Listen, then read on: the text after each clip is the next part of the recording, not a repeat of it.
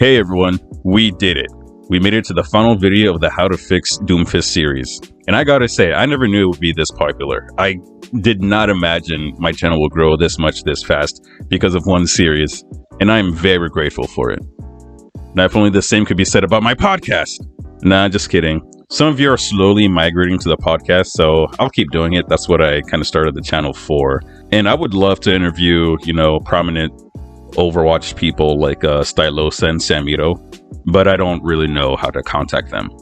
I'm not really on Twitter, but I don't know, maybe I should start, especially with all the changes it's going through. But I don't know, I'm not that much of a social media guy, but if I want to be a successful YouTuber, I might have to start. And I have one, I just don't post on it. Anyways, I would love to continue this series with other characters, but honestly, I don't think any other heroes are as broken as Doomfist is, and I say broken in a bad way. Maybe Symmetra or Junker Queen, but I don't really play them that much either, and Symmetra would need just such a big overhaul. I could maybe make a how to fix characters like for nerfs and stuff for Sojourn, but I don't know, we'll see. If you guys have any ideas, please put it in the comments because I love making these videos. Anyways, this video will be an amalgamation of everything we have spoken about in the last 4 videos. There will be changes to some of the moves I have, designed or looked into in other videos because they would kind of have to work differently once you put them all together, or else he runs the risk of being very OP.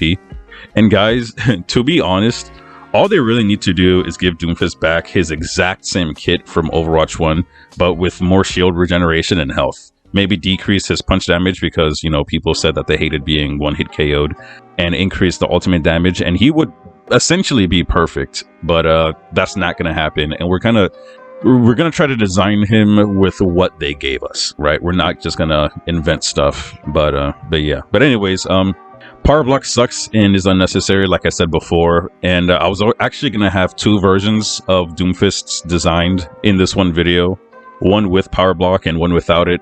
But the one without having Power Block would only have 2 moves, so he would need to have another physical move, as I explained in the other video, and that would essentially just be the same thing as Overwatch 1 Doomfist with greater health, like I said earlier. So there wouldn't really be a point of doing that, and I'm pretty sure this video, I'm recording it now, I don't know how long it's going to be, but I'm pretty sure this video is going to be pretty long anyways. So anyways, this version will have what we're going to talk about today will be a Doomfist that would work on Overwatch 2 with the Power Block, because again, I don't really see much point of doing a video of Overwatch 1 Doomfist with more health and health regeneration. But again, folks, one more time, we're going to have to review how Doomfist plays now in Overwatch 2 in order for some of these changes, this new design to make sense. So I'll be quick with it. I've said it once in every video, so please bear with me, but I'll summarize it pretty quickly. Doomfist is living, breathing AoE damage in Overwatch 2. He's not really meant to be a killer, but he's more of a facilitator. He does a continuous amount of small damage to the entire team, keeping them at around 50 to 75% of their maximum HP, but not killing them. This is how he plays now. I consistently have been the highest damage giver on the teams I would play on, but not necessarily the person getting, the final kills, the final shots on the enemies. All his moves essentially hit a lot of people for a small amount of damage, but it really adds up quickly. So remember that. You're supposed to constantly be going in and out of the fight relentlessly, keeping the whole enemy team down from being at their full health, fighting everything like a fucking madman so that your team can clean up. Slam as soon as you have it, punch as soon as you have it, shoot as soon as you have it, stall to get healing or wait for your cooldowns with your Power Block, and then get the fuck back in there and continue being a living AoE. And I'll go more into detail with this as I go over each of his moves, so you'll have that in mind regardless. So first, let's talk about his passive ability, the best defense. So the changes we're going to be making to this version of Doomfist is that the max overhealth he will be able to generate is 250 HP from an increase from the 150 HP he currently has, increasing his maximum HP potential to 700 from the current 600. One big problem Doomfist has now, and also in Overwatch 1, is just how easily he is to kill. All his moves essentially put him in the middle of the entire enemy team, and he has no armor. Plus, if we look at the effective health of other tanks, they just completely outclass him. So this max HP of 700 would put him, in a more competitive health pool with all the other tanks. However, they would still have the benefit of not always being surrounded by the enemy, since they have ranged attacks and stuff. But we'll cover all that in the next moves. So first, let's talk about Rocket Punch. So we increased the damage of Rocket Punch from the freaking 25 to 30 damages on the initial punch of the attack to 30 to 60 damages. And the range is how much the punch is charged. And we kept the damage taken from slamming into a wall the same, from 20 to 40 damages. At its weakest, the punch is going to do 45 damages if you punch somebody in the wall, and at most it's going to do 100 damages. Now remember, Orisa's long-range, instant, no-risk javelin throw hits you for 60 damages on the initial hit and 40 when you hit a wall and stuns you. The audacity. His name is Doomfist. His fist should be at least a bit scary. 100 damages is perfectly reasonable if you hit someone into a wall.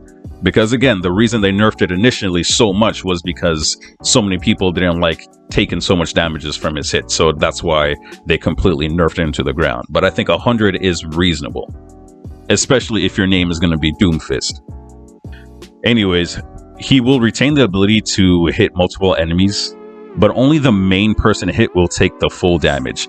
Everyone else will take half damage. The reason I decided to do this, and as you will see to his other moves too, is I want to give at least some benefit to targeting an enemy character. We want you to be rewarded and also have mechanics that will kind of differentiate the more skilled players from the lower skilled players who are just kind of spamming everything on everyone. With this system, Doomfist will be rewarded for targeting specific enemies that he thinks deserves taking the extra damage, but not to the point where his moves are out of the realm of being living AoE damage. Being able to hit multiple targets, but not necessarily enough damage that will kill him, is for that reason of being living AoE. The second change is that the main person punched with his Rocket Punch will generate him 50 overhealth, and everyone else will generate 25 overhealth. If he hits the entire team with a punch, it would generate about 150 health. It's the same as the current Doomfist, since he gains 30 overhealth whenever he hits somebody. So if you're somehow able to hit all 5 people, you still get 150 overhealth.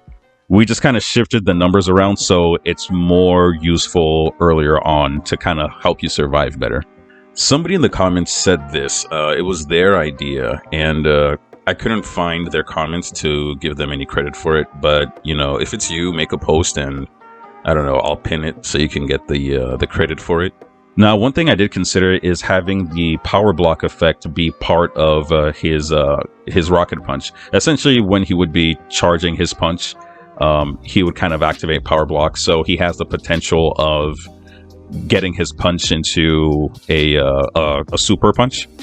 However, I decided against that because the whole purpose of charging your punch is to essentially give the enemy an opportunity to stop you, because the damage you take from a Rocket Punch is so significant. So I don't think it'll be I think it'll be a little OP for, making him hard to kill while he's charging up his punch, because the attack is very powerful and he would be extraordinarily hard to stop.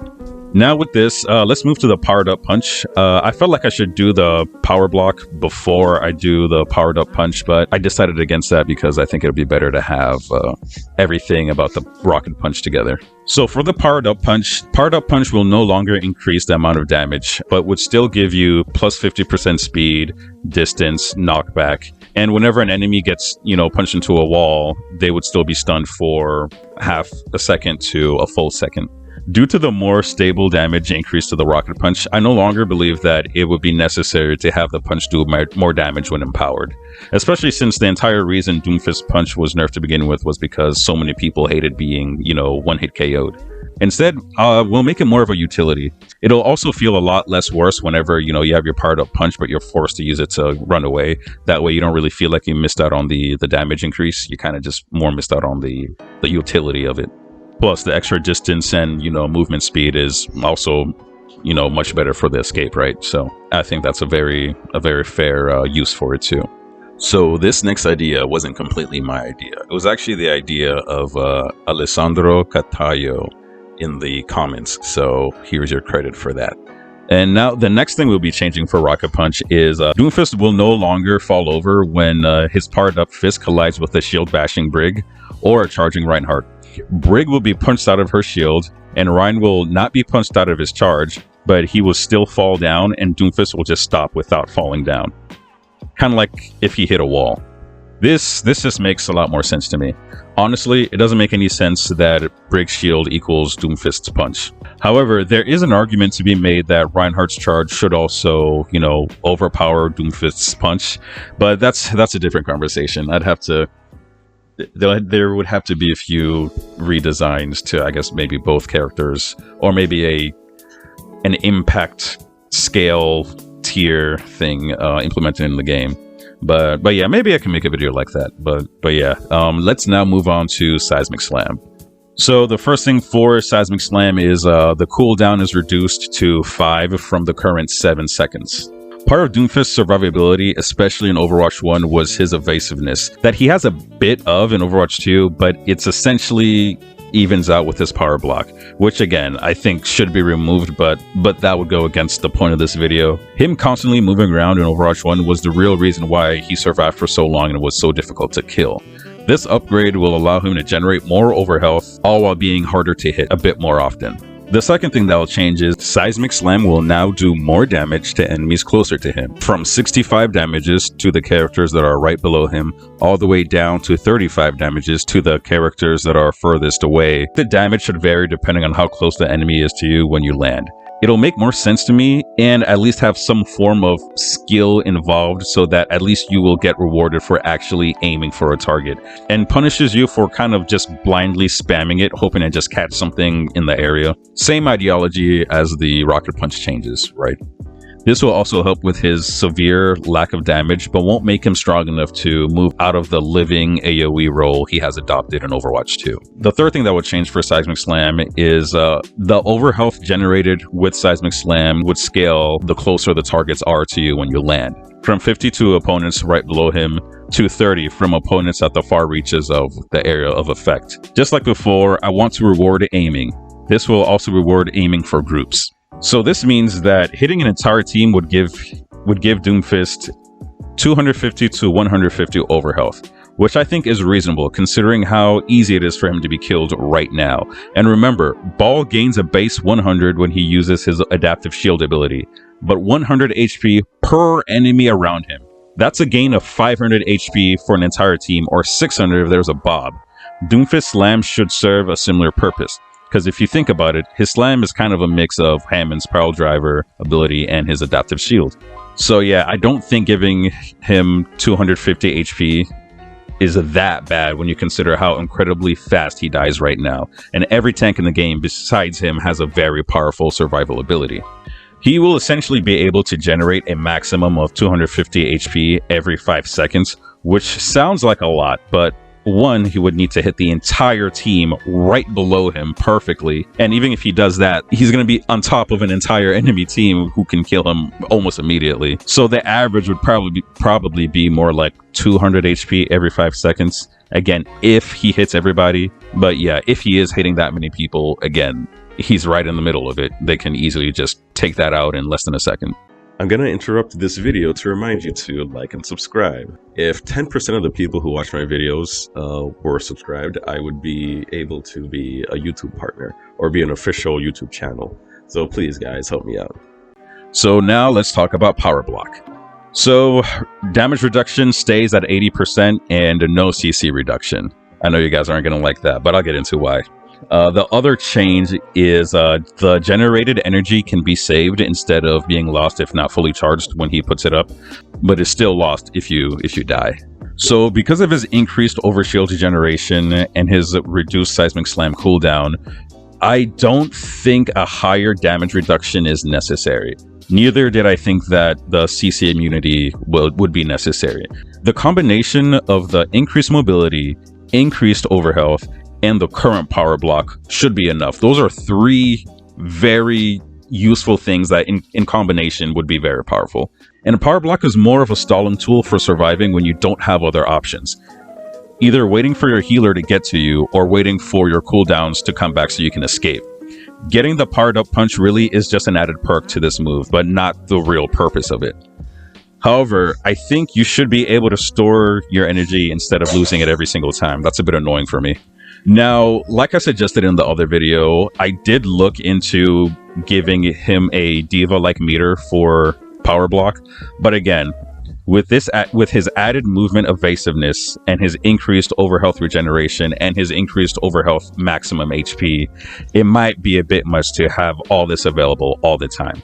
Doomfist should be moving and attacking for survival. So if you want to live, keep moving around and fighting. His passive is called the best defense is a good offense. Power block should be a last resort move for Doomfist that he should use strategically, and having it available all the time will devalue the strategic use of this move. Instead, this version will reward strategic use of it and allow you to, catch certain things, or again, just a last-ditch effort to stay alive.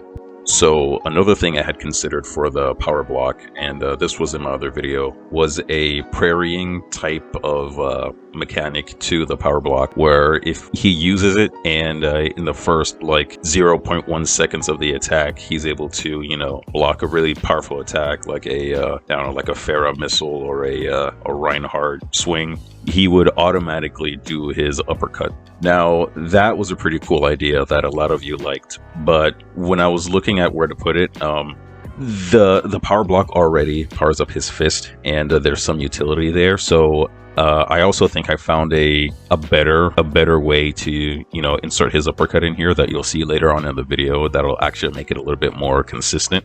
So yeah, you guys will see it. So yeah, this was an idea that I really liked, that a lot of you guys liked too, but yeah, I just didn't want to stuff this move with a whole bunch of shit, and keep it consistent too. Consistent and useful. So now, Meteor Strike. This one might be the longest segment. So the points needed to generate this ultimate is now 1,300. Somewhere around what it takes Tracer to generate her ult. Like I said in the previous video, in order to keep this move from straying too far away from the way Doomfist is played now, which is living AoE, this move needs to be weakened but turned into part of his kit that he can use along with his other moves pretty regularly, especially with how easy it is to dodge. Instead of making it stronger, simply let him use it more. So that's the first change. The second change is, when activating Meteor Strike, Doomfist launches himself in the air using his uppercut ability from Overwatch 1, dealing 50 damages to everyone around him and launching them into the air. While in the air, however, the enemy would not lose movement speed, just like that one patch they did in Overwatch 1. I think that's fair. Again, let's add some thinking to his kit, and at least allow him to get some damage when using this move, especially with how easy it is to dodge. The ability to use this more often will allow him to combo with it, kind of making him feel more like he's comboing his moves or stringing them together like his kit felt in Overwatch 1. So this one's more of the doozy, and it kind of ties in with part 4. So the third change is the center impact damage is reduced from 300 damages to 150 damages. The outer ring damage is increased to 100 damages to 50 damages, depending on how close the enemy is to the center. This increases from the current 100 damages to 15 damages. 15 damages. Really, Blizzard? What a joke. This move is now a concentrated version of his Seismic Slam. There is literally no reason for this move to do less damage than his Seismic Slam at any point of the attack. And like I said, ties into the next part, because I know some of you are going to think the damage is too low. So the fourth change would be that the area impacted by Meteor Strike leaves an electric effect on the ground, dealing 25 damages per second for 4 seconds. So yes, the damage at the center has been significantly reduced. However, the damage in the outer ring has been significantly increased, but you still get rewarded for aiming. And again, don't forget you can hit multiple people in the center. The purpose of this is to follow the living AoE theme. And I keep saying this. Facilitating kills for your team to clean up, but you not being the one to actually do the final damage. However, bear with me. Going up with the uppercut and then instantly coming down will allow you to do 200 damages if performed correctly, which, you know, will allow you to kill the super squishy characters if you're good enough. Again, rewarding skill. However, the 25 damages over 4 seconds further enforces the living AoE playstyle. This move has the maximum potential of doing 300 damages to each person of an entire team. That is a value of 1,500 damages with one move. However, like I said, it's so easy to move out of due to the increased mobility of all the characters in Overwatch 2 that nobody's going to take all that damage. Instead, you will be setting up your team to clean up. And because it comes in so much more often, you'll be able to throw this left and right, like it'll just be part of his regular kit. And don't forget, he's a combo character, so even if they don't all take the damage, you can easily just slam right back in there or punch everybody. So you could do over 350 damages every single time if you do the combo correctly. Again, that is to the entire team. If they just stand there, of course, which they won't do. But you get the gist of it, right? You'll be able to kind of throw it out here and there. And lastly, 75 to 50 overhealth generated for each opponent caught in the attack, depending on how close they are to the center of the impact. Another benefit of his Meteor Strike is that he gains a ton of overhealth for it. So he does both damage and increase his survivability. Those two things together, I think, make it very powerful. Because I think a lot of people get caught up on the damage it does and kind of forget the fact that, you know, he gains a fuck ton of health from it. Especially in this version, he'll be gaining up to 250 HP when he does it, on top of potentially doing up to 300 damages to the entire enemy team. But again, that's mitigated because you're not going to be doing that, right? The move is so easy to dodge. That's the entire point. But again, this would reward him for aiming for groups of characters instead of just blindly, you know, going up and going back down. Now, I did consider the Seismic Slam to launch opponents backwards, and if they hit a wall, they take extra damage and get stunned for a bit. But like Blizzard said, they really want to stay away from CC, so I played within the boundary of the rules that they said. So in summary, this version of Doomfist allows him to be rewarded for targeting opponents, but also keeps him in the realm of being a facilitator for the team. Like I keep saying, he's living AoE.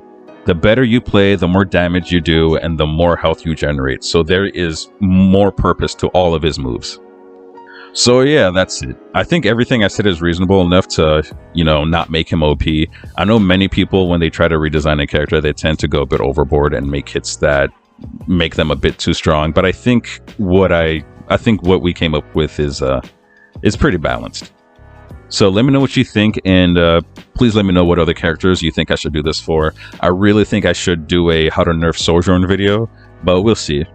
And yeah, again, thanks everybody. This has been awesome. Don't forget to like and subscribe. I love you.